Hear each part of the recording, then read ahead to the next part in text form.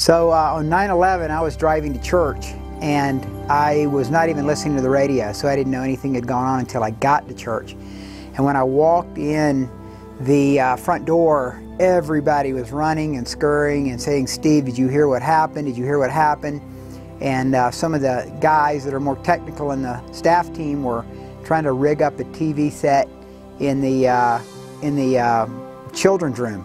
So we ran into the children's room and we just watched, and we were watching the newscast, and it was just total silence. Nobody could believe what they were seeing. And just as we got reception was when the second building came tumbling down. So we began to see everything falling and people screaming in the streets with the live broadcast that was there. And what we did is we just gathered together right there, the whole team, and we began to pray. Everybody began to pray out loud because we didn't want to miss anything that was happening on the TV set. So we were watching what was going on. I believe it was Fox News that we were watching. We were toggling back and forth with several different stations. But then we just began to pray.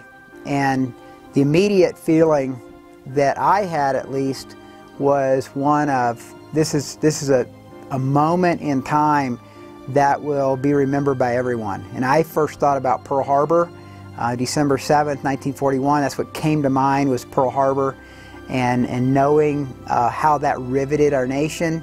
And I remember driving back, and I live in the Black Forest area up here in Colorado Springs, and people were already beginning to put flags out on their mailboxes, on their doorsteps, on their awnings of their houses. I mean, flags were starting to go up, and especially the next day, the whole city seemed to be draped in red, white, and blue. There was just a real sense of patriotism.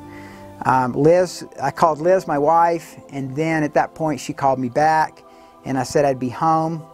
And I don't know when it was, if it was that day or later, but seeing all of Congress on the steps of in Washington singing God Bless America was probably one of the greatest moments in my life of our country coming together.